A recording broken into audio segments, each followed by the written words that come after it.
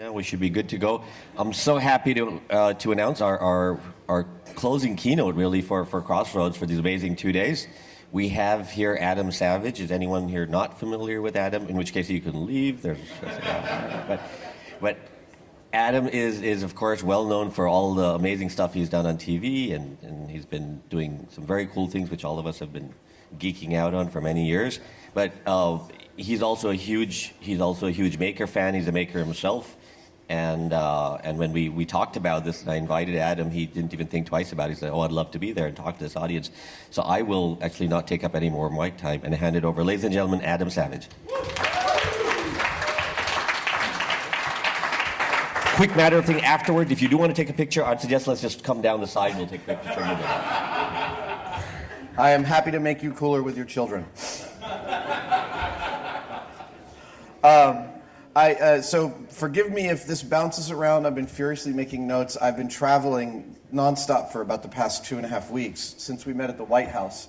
And unemployment seems to have me busier than I've ever been in my whole life. And it's not bad. I was lucky enough to be blessed with a couple of great teachers in school. And one that really stood out was my freshman earth science teacher, Dan Frere. He was short, Italian, ran the classroom with an iron fist and yet a real loving heart. And he was an amazing storyteller. His classes were incredibly engaging. He found ways to explain things that made sense. He told us that a glacier was simply a river on quaaludes. And at one point he was explaining to us the collapse of a star. And he was describing the exponential process as the processes of the star start breaking down and gravity starts taking over, and as the atoms are crashing towards each other and rushing towards each other and eliminating the space in between them, at a certain point he just said that the atoms are so close together they can't move and there's no space, and of course when there's no space there's no time, and then the star collapses. And I think he said other stuff after that, but I could not get past this phrase, no space, no time. I probably should have asked a follow-up question, but I was a mediocre student and asking questions didn't really occur to me at that point. But it never left me, this idea, no space equals no time. 2 years later, I am in chemistry class, and I am like hundreds of millions of chemistry sufferers the world over. I'm watching the clock, waiting for the period to end, and I'm watching this minute hand, the second hand, like this, and I'm starting to now I'm just starting to ponder the second hand because there's nothing else to do. And I'm thinking, look at this ridiculous measuring instrument. I mean, it's going from mark to mark. The marks themselves are 1/4 inch wide on this big school clock, this long, thin arm of aluminum, and this is so imprecise. I mean, it measures the divisions of an hour, okay, but as far as a precise instrument, it's terrible. It's a terrible ruler. And I thought, ruler, right. It is a ruler, isn't it? It's a circular ruler. But a ruler, we hold a ruler up to something to measure something. So what does a clock measure? It measures the passage of time, right? But what is the passage of time? It's things changing. It measures the difference between that second and this second. It measures change. Okay, wait.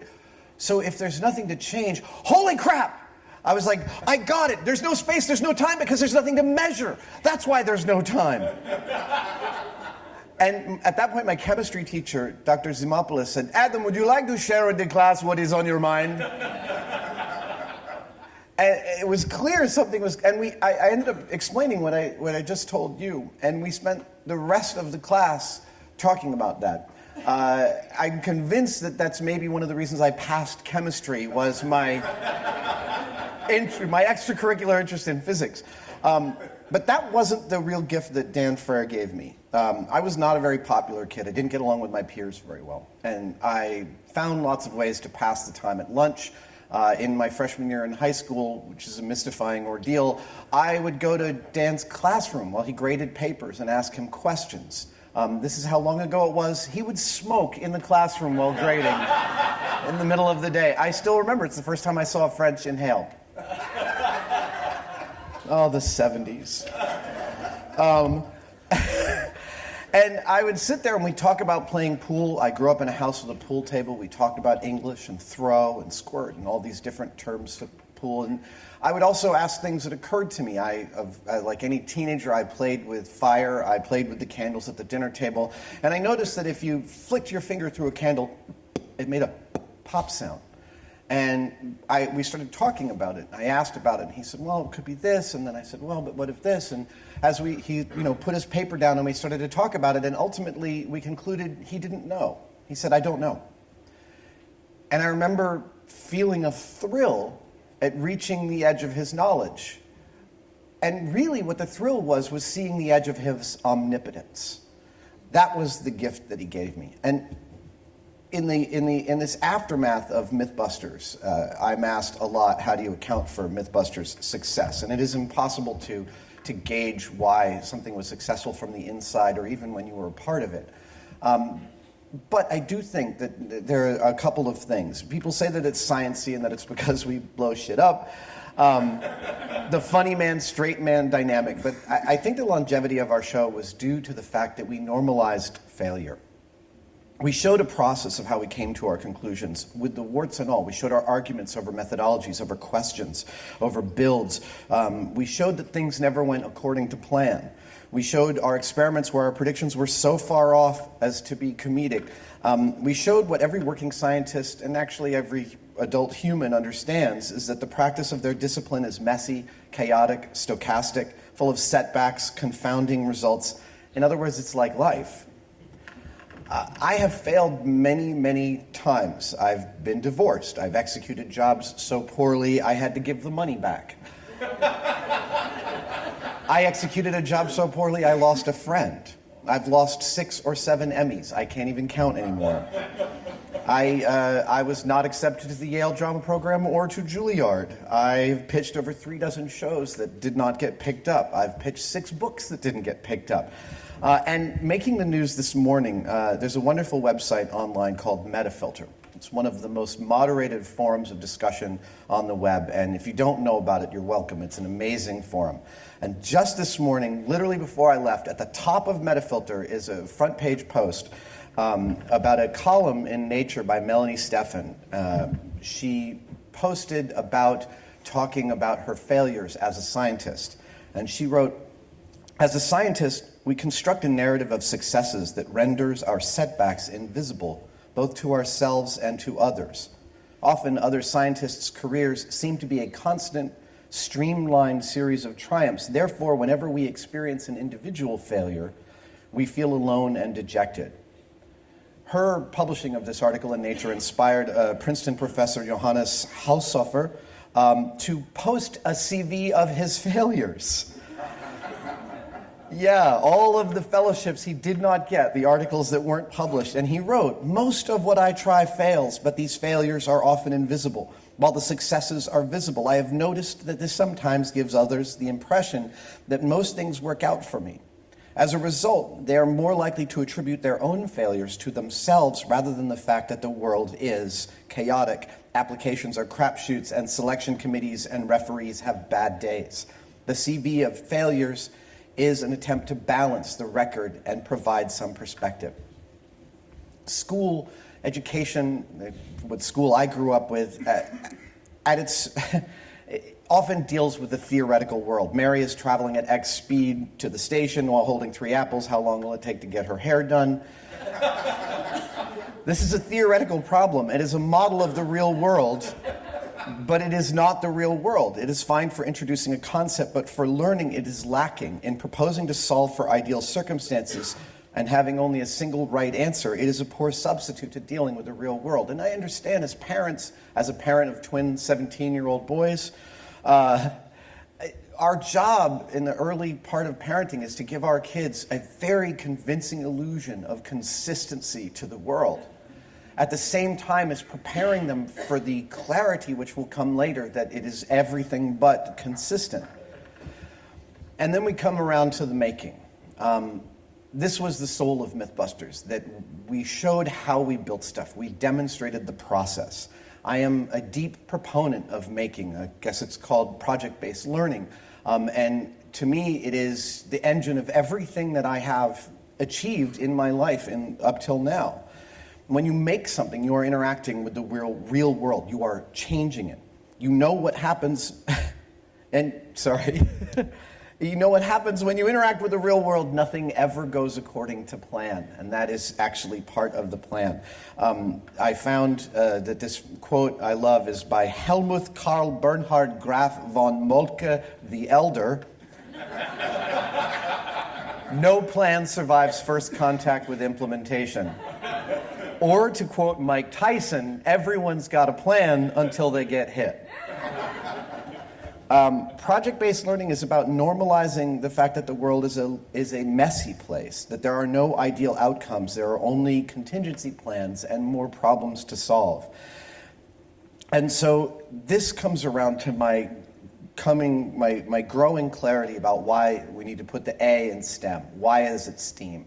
Alan Alda has a wonderful piece where he talks about the fact that in order to communicate what we do to each other, even if we're a scientist working in the field and we have no contact with other people, when we want to publish our work, we need the art of language in order to explain what we've done. But I think it goes deeper. I think that the A in there, the art, is the demonstration that science is messy, that it is chaotic, that it does not go according to plan, and that it is deeply creative. The A is the spy in the house of love. It acknowledges the necessity of creativity in science, and that's why I say STEAM. Thank you very much.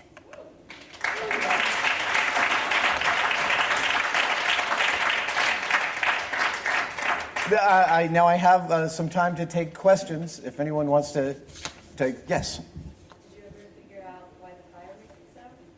Did I ever figure? No, I never figured out why the fire made the pop. Oh my gosh, that's totally an oversight in this talk.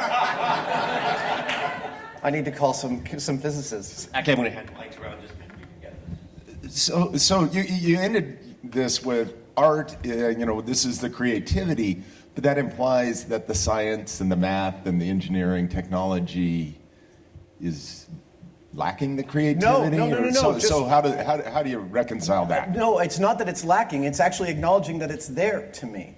It's acknowledging what everybody in those disciplines already understands. And culturally, it's hard for me to get it because I work a lot with real scientists, so I understand that they understand this. And within this community, it's like, of course science is creative. But culturally, we actually think of science and art as opposite ends of a pole or as two sides of a bandwidth. It's both an art and a science. And ultimately, they're both the same thing. They're both versions of storytelling. When we are expressing ourselves through art, we are expressing a narrative arc about some something that's going on inside of us. And in science, it's the same thing. We're trying to figure out the shape of the universe. I actually believe so powerfully in that storytelling is an innate evolutionary human need that I think we develop language in order to tell stories, in order to say, this fatter arrowhead will kill a bigger beast and we can eat for longer if we hide behind the mountain and they come around and we get them. That's a story. That's a model, but it is a story, and it's a creative story, and you can add to it and you can augment it. And, we understand, amazingly, we love the movies in which we don't know what's going to happen.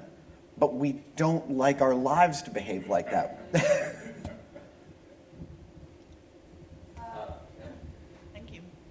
I'm so glad that I managed to get out of bed from the concert last night and come down here because this is awesome. I have I work with makers in New York City, and one of my top makers was failing chemistry because it was the first period in the morning and she could never get out of bed early enough to get to school, yeah. And so her teacher kept marking her down. So he finally said to her, I'll give you an A if you write a 28-page paper on chemistry. And she was pondering, how am I going to do that? And I said, make it fun. I said, write about all of the wacky and weird things that happen with chemistry. And I mentioned Mythbusters to her. I said, watch some Mythbusters shows on YouTube and get some ideas. And here you are. And what would be like the wackiest thing that she could write about related to chemistry? Wow. One of my, I don't know if this is chemistry or physics. No, it's physics, sorry. This is, we did an episode called Swimming in Syrup. And the myth is that swimming in syrup is just as fast as swimming in water, because while the heavier material slows down your forward momentum, the extra material gives you more push, and those two balance each other out. So when we were starting to plan this episode, this is one... Yeah, ultimately it was funky to swim in syrup. But when we were planning it, both Jamie and I knew that this was a weird area. Like, we really were at sea in terms of our experiential intuition. So we started about 4 months early, and I found out that the study of... I figured this whole episode's about viscosity. Thick, thin syrup. Okay, so what I'd love is an analog test for viscosity. I found out that people who study viscosity are called tribologists. I found out there's an International Association of Tribologists. And the president of the International Association of Tribologists' phone number is right there on the website. So I called him up, and he was a little nonplussed. And I said, I'm looking for a static test for viscosity. It's like dripping through a funnel and timing it with a stopwatch, right? And it clearly upset him. I'm not going to say that he yelled at me, because he didn't quite, but he got upset, and it's because I was so far off the mark. I was, and I love this term of art and science, I was not even wrong.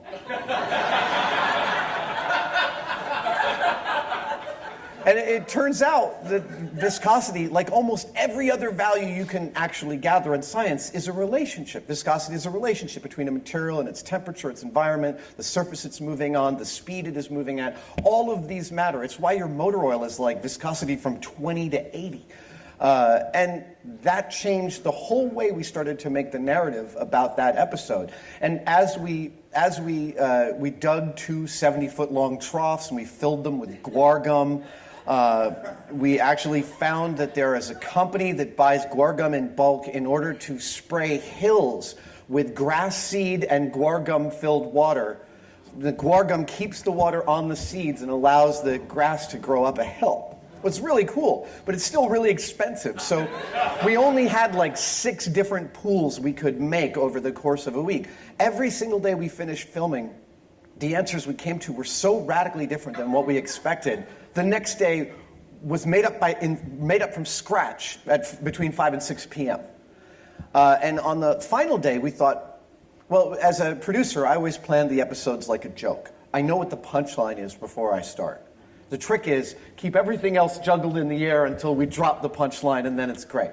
And I knew the punchline was that we wanted to get an Olympic-level swimmer to swim in syrup, both because that's obscene and because we figured he'd be the rigorous, repeatable, perfect machine for swimming. So we got Nathan Adrian, gold medalist Nathan Adrian. He's about 7.5 feet tall and 5 feet wide. And he'll walk around in his Speedos with his medals on his chest all day long, just be sweet as pie.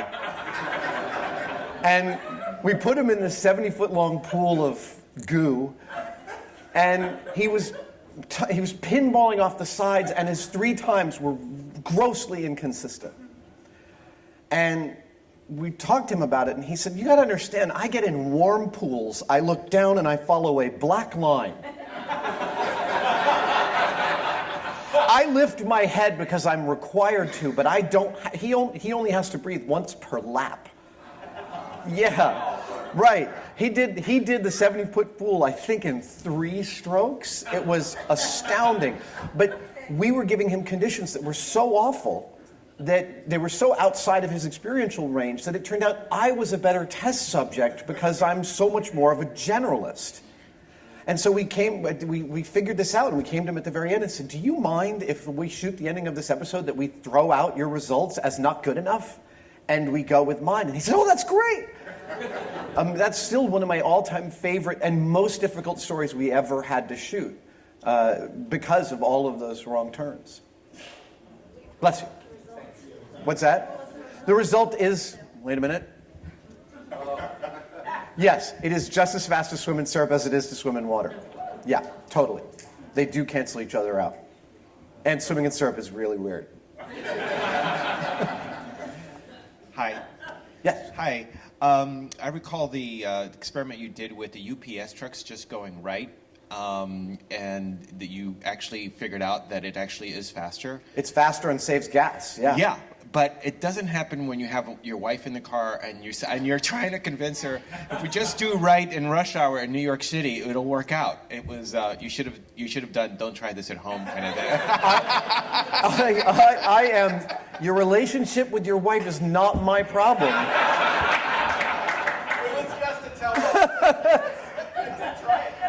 I actually have started to feel like left turns are the cause of all the ills.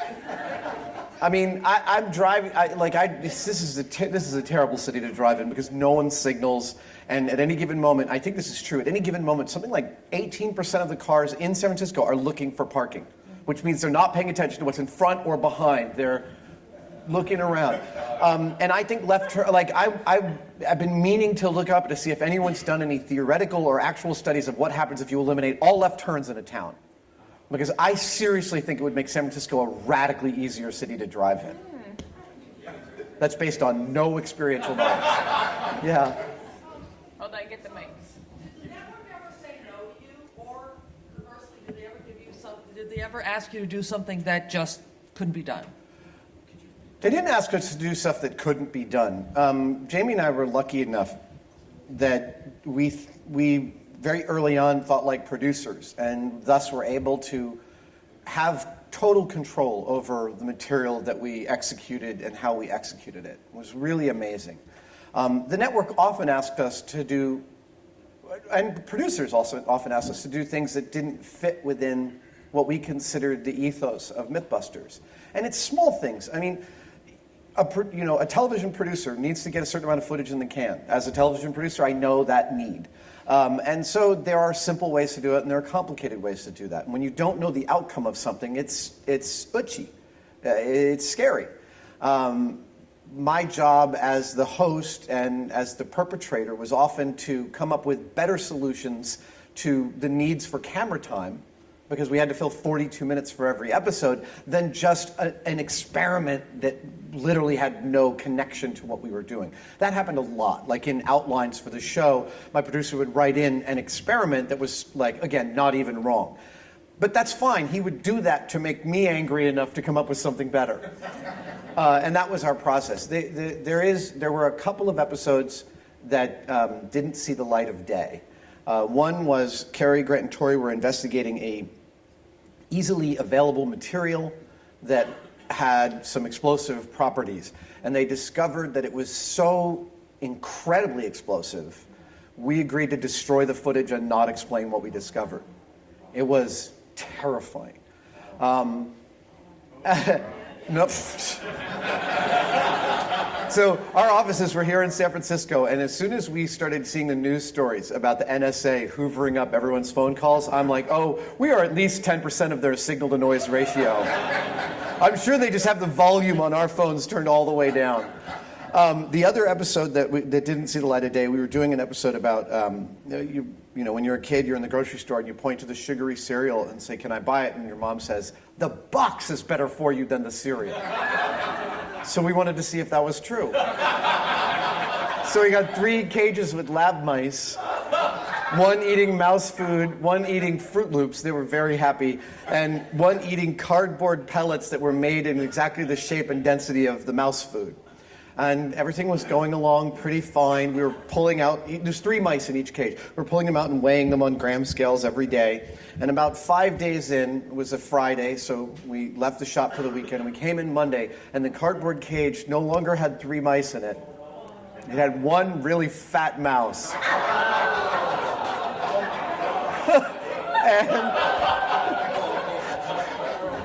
And the other 2, they looked like they had been like a Bugs Bunny cartoon, like head, rib cage, tail, like he'd eaten them like corn on the cob. And I told this story on Stephen Colbert's show, and Stephen went, what about that second mouse? Like he's in the corner watching the first mouse get it, going, I am totally with you, man. That guy had it coming. We are good. You and me are in this together. So we took that mouse, we named him Killer, and we took him upstairs and fed him to Jamie's boa constrictor. Hakuna Matata. And Discovery said, ha ha ha, that will never air.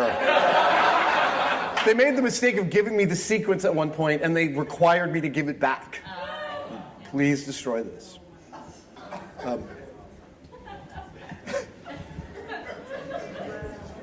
Thanks. So you said you're a father? I am. How old are your kids? Twin 17-year-old boys. So It's like curious- living with a drunken sailor who farts a lot. So I have a son who's probably less flatulent, and work with children. I work with an organization called Citizen Schools that tries to cultivate the impulse, the inclination to making in young people in an out-of-school time environment. Curious what you did with your own boys to encourage them to be makers, to cultivate that curiosity about the world. Yeah. As a parent, you never feel like you've done enough. But there have been a couple of really great experiences I've had. Actually, even just recently, my son, I said, do you want to build something? He said, yeah, I want to build a box. And I said, okay. And I said, well, how do you want to do it? He said, well, I want a notch with a latch and a magnet. And I said, I don't know what those words mean. Can you explain that more clearly? And he tried again, and it wasn't very clear. And I said, here's a piece of paper, draw it. And he was like, oh. So he drew it out, and his drawing was terrible. And I said, that drawing doesn't tell me what you want. Can you? No. I said, okay, wait, let's go over here. And I gave him a hot glue gun and some foam core and an X-Acto knife. And he made this beautiful model of exactly what he wanted. And he was really annoyed by the process. But I was like, we've discovered something great about you.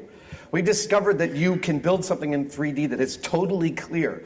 You just need to understand how to describe it, either with a pen and paper or with words. That's a difficult process. It's not easy. This same child and I, about 7 years ago, he had a project to build a trebuchet for science. And interestingly, in all the weird stuff that I built, I had never built a trebuchet before. I knew the structure in my sleep, that's not a problem, but I didn't know how a sling actually released its payload. I'd never experienced that. And so I specifically didn't experience that in advance of building a trebuchet with him. I showed him how to use the tools that he needed, and we put together the structure, and then it came time to fire it. I said, we'll figure out how it releases together. And so I did what any thinking person would do, is I put a hook on the end, and I found that it smacked the load right into the ground in front of the trebuchet. Okay, that didn't work. So let's bend it at a 45 and see what happens. And it smacked just a couple of inches ahead. And then sitting there with him, both of us realized the solution at the exact same moment, that if that releases straight up, the moment arm is hit at the perfect moment, and we literally hit my loading door with this quarter-pound ball bearing. And that thrill of discovery with him is maybe one of my all-time favorite memories of showing my kid how to do something, because he got to see it on my face at the same time as I got to see it on his. I have spent a lot of time trying to. It's hard to normalize failure for your kids when you've had this terrible example for them of being a successful television personality for their whole lives. I'm telling them this is a bad example I'm giving you. I was in serious debt when this show arrived. I was having my debt consolidated by consumer credit counselors because I had so much of it. The only reason I got good with money is when someone gave me a lot of it, and that is the worst plan possible. I try to normalize those things and explain how difficult this stuff is, and it's tricky because I'm terrified they'll go out into the world and think some of the fantasy they have lived alongside of is the way the world actually works. So, I travel a lot. I fly first class. My comfort is one of my assets. I've been flying them in coach since they were 5 years old. Because they're small and they're made of plastic. They can handle those tiny seats. But more than that, it's like I want them to understand these things are privileges. They're not just given to you. And I've also tried to make them really aware. I've tried to keep them aware of the intense privilege they have just by dint of where they were born and how they were born and who they were born. The world is terribly divided, and we do a lot of talking in our house about those divisions and how illusory they are. Wow, I got way off track on that one. I want my kids to be woke, like anybody does. We sat here. Go ahead. We sat here because we thought these were the splash seats. And It's not a Gallagher but show. yeah, we just thought there was potential. But sitting here, I noticed you have red paint on your jeans. Yes. And it makes me wonder what the world of making is for you right now. Like, what's your maker space, and what are you excited to make, and, and just without the constraints of producers and networks and things like that, what you find yourself doing? It's dreamy. It's really lovely. I have a shop about 10 minutes from here in the Mission, and I've been spending tons and tons of time in there working. I have a situation now where I'm producing lots of stuff for my website, tested.com. Anybody who's jonesing for Mythbusters, there's 300 hours of content on Tested right now that we've been making for the past 4 years. I do lots of one-day builds in my shop, and I don't call them how-to videos. They're just how I did it videos. And they include my mistakes, and they include my wrong turns. And it's sort of an incubator where I'm trying to figure out what's next. I love the process both of making but also of building stories around it. So for me, every object has a story that instigated it. And this is actually something else I'm thinking about getting kids into making is the question isn't what do you want to make, it's what's the story? Why do you want to make it? And I've run into people who think, oh, just give kids tools and they're empowered. You got to find an intersection for obsession. Mine was armor, because I saw Excalibur in 1981 and I wanted a suit of armor, so I made it out of cardboard, and then I made it out of tin, and I wore it to school and passed out of heat exhaustion.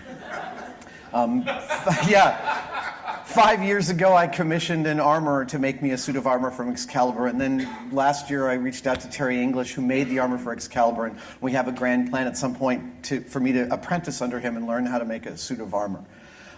This to me is like, that's exactly the kind of obsessive art. Who cares about the armor from Excalibur, right? It's like I have this bizarre hobby where I replicate movie props, and I can't think of anything more useless. And yet, like I said, it's the engine of everything that I have. So I indulge it because the stories have a resonance, and I think of making as the gateway drug for me to critical thinking. It led me to understand how messy the world is. What you're saying about the value of normalizing failure into our creative process really resonates with me, and I think does with this community. I'm wondering what advice you have for telling that story when educators or I'm in government, other government leaders say, no, that's too big of a risk, and there's such a fear of that space to explore and create. I'm wondering how you think we can help to drive through and really get that message across. Well, it is a risk, but I think that the more we do it, I think we're in a good time. I was at Google X on Monday, and Astro Teller has built Google X as a failure-based success company. They actually give bonuses for killing ideas. They take ideas and they shoot at them with naysayers until they survive, and then those are the ideas they execute. I think that this culture is currently talking more and more about failure, about things not going according to ideal models. And I mean, really, to me, the use case is that's the way life is. I mean, that's the moment that I remember feeling first like an adult, is when I realized my mom had no more idea about what the hell was going on than I do. That life is totally chaotic and nobody's going to take care of you but yourself, and we can reach out and help those around us, but you can't expect anybody else to be there for you. And that's both liberating and terrifying. Wow, that got deep again. So I appreciate the digital divide, and we need to do everything we can to work with that. I feel like there's a physical divide, that there's a criticism of the maker space and the maker movement, that it's for rich white dads to support the rich white kids. And I have a 3D printer, my kid loves it, and we did Oobleck last weekend. So how do we get it to everybody? What are the movements forward? Is it libraries? Do we have a little maker window? Yes, I think libraries is a great place to start. So I was in Cleveland on Tuesday getting a tour of Cleveland. Is a city deeply divided. They were one of the hardest hit cities in the country by the financial crisis. They lost thousands of homes. The divides in Cleveland are deep and ancient, and they're really trying to solve the problem. And there are hundreds of organizations in Cleveland working together to do this. The president of the Cleveland Public Library is just about to go become president of the American Association of Librarians, and he is taking with him this wonderful program he's done in Cleveland of makerspaces in the Cleveland libraries with the lowest possible threshold to entry. I also visited the Boys and Girls Club in Cleveland. And I had forgotten about the Boys and Girls Club, but there are 4,000 of them in the country serving 4 million children. The rec centers is where these kids are going. These are the safe spaces, and they can be more than just safe. They can be led to making. And with the advent of 3D printing and hopefully the eventual elimination of the CAD-CAM pipeline, which is the worst part of rapid prototyping, with machines like Glowforge, where you can draw a line and the laser cutter cuts on your line. These things can help people realize not only that they can make stuff, that's one thing, but it's really a problem solving. So to me, there's also a real opportunity to set out problems to people to solve.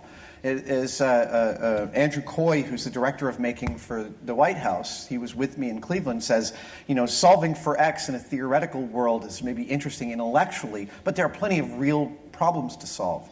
I think organizations like the Boys and Girls Clubs and the libraries is absolutely a place to start, a place to reach a large amount of kids and start to normalize that kind of project-based learning.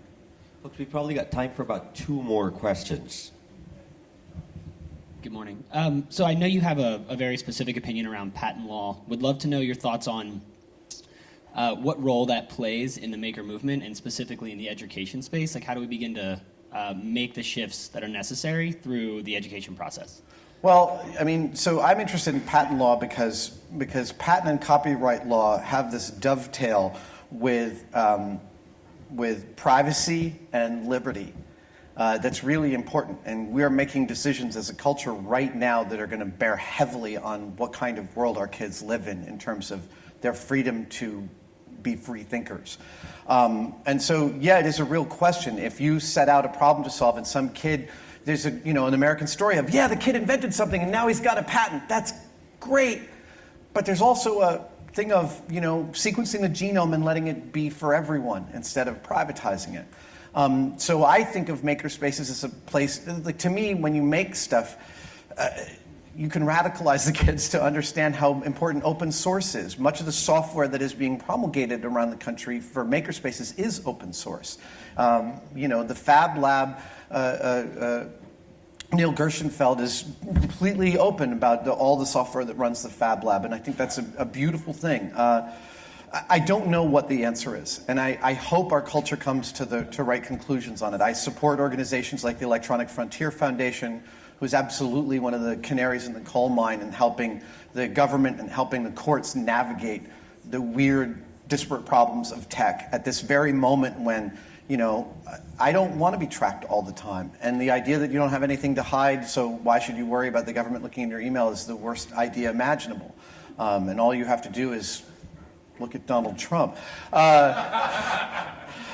Just a surveillance state is a terrifying prospect, and I want my kids to understand what the stakes are. Well, I don't know if I answered your question. One back here. Hi. So it's very liberating hearing you talk about failure and the chaoticness of things. In the education world, there's a lot of pressure right now in favor of something called research-based methodology, in which somebody proves that a certain way of teaching is going to work for every single kid on the planet. I've always been kind of opposed to that view. I don't think education is like that. And I'm wondering if you think I'm crazy, or if not, how do we convince people like government funders to stop saying that? Yeah, I have a great respect for educators and the difficulties in that, in attempting to come up with metrics that allow us to track a giant population of children. The difficulties are insane. I think that it's not about a single model, but it is about sharing our models, and it comes back to open source. One of the things that's happening in Cleveland is the people that took me around Cleveland, one of the hugest, most successful projects there is called ThinkBox, and it's a $50 million endowed 7-story makerspace in the middle of Cleveland. And they're literally, like I said, attempting to make the threshold to entry 0. So you walk in, you don't have to sign in, you show your license, and you're immediately on a list to use a laser cutter. But more than that, and my point here is, they're making their model available to others. I actually suggested that they make their fundraising model also available to others. That the more we share these models of things that work. I was here in San Francisco, we have a maker-based school called Brightworks run by Giver Tully. Giver did a beautiful TED Talk years ago called 5 Dangerous Things You Should Let Your Children Do. And it included using knives and playing with fire. And he wrote a book called 50 Dangerous Things Your Children Should Do. And they did a project at the school that lasted for weeks where the kids built a chair. And they started out, they just gave them wood and screws and screwdrivers, and they made this terrible chair. And then they had them go out into the world and measure all the chairs that were near them, park benches, chairs, everything. And kids first learned that chairs don't do this the way kids draw them. They actually do this, so they fit our bodies. They started to understand ergonomics. And then they brought in a woodworker to show them doweling. They brought in a furniture designer to talk to them about energy transfer and structure. And within 6 weeks, these kids, each of them built beautiful chairs. And I recognize that as not a model that all children should be building chairs, but that you can build a model where the kid's interest dictates where the things go. And I think every teacher understands that aha moment is the reason everybody teaches. Getting to a kid where they go, oh, is like, I got chills because I've seen it. I've taught a little bit at the college level. I've taught model making, and that blew my mind more than anything else, how satisfying that is. I think we need a cultural conversation about one size cannot fit all. Not does not, but cannot. And that, so the personal story is one of my sons was diagnosed with ADHD, predominantly inattentive ADHD. And that caused a lot of challenges for us, finding the right school for him, giving him tutors, giving him the support, keeping the network close around him, while at the same time letting him experience himself and feel like he had some agency.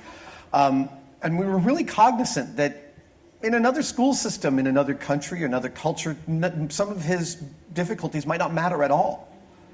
That is, cultural is the reason that we've got this problem with this kid in this system right now. And we tried to remain cognizant of that because that was liberating to me to realize that, okay, we're just solving a cultural problem here. We want him to be part of this culture, so we have to help him understand this.